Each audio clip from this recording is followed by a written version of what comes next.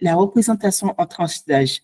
Je sais que dans le monde du travail, au-delà de la tranche de 20, 35 ans, 40 ans, il arrive un moment où on n'a plus envie d'exprimer son âge. Pour ça, j'en ai mis que 2. Et donc, je me dis, quel est l'apport dans la réflexion de spécifier la tranche d'âge? Moi, pour l'instant, je respecte l'approche biosociale qui dit qu'il faut absolument se baser sur les tranches d'âge.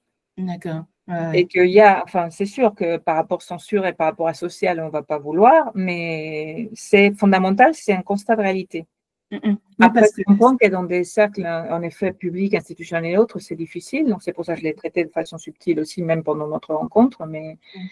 Mais normalement, c'est déterminant. Et même si on a qu'un individu, il faut bien pouvoir lui parler de sa tranche d'âge.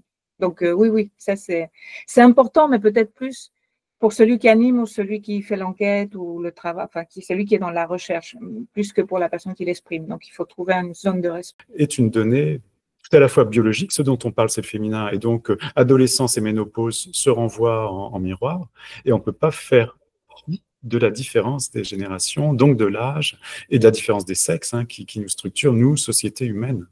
Donc, le féminin, c'est la différence des sexes, et qui s'incrémente dans... on a un métabolisme différent, une dynamique. Les hommes découvrent l'anthropause un peu bien trop tard, en fait.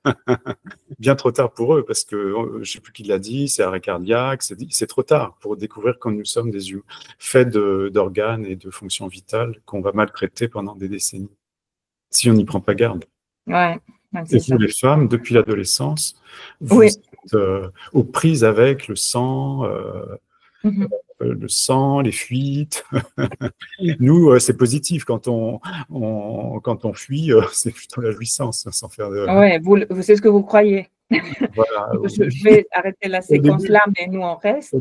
Et je préfère, et je profite pour dire que vraiment, un des principaux vecteurs, et je l'ai dit moi après Alexandra quand elle m'a interviewée, c'est dans les collectifs ou dans l'expression, dans les coachings, montrer comment la femme n'est qu'un révélateur. C'est que comme en effet, vous taisez et avancez, foncez, progressez, enfin, d'apparence. On ne se pose pas la question. Et donc, c'est un des principaux objectifs de la fresque, de faire émerger, révéler le féminin en nous tous. Donc, oui, c'est fondamental.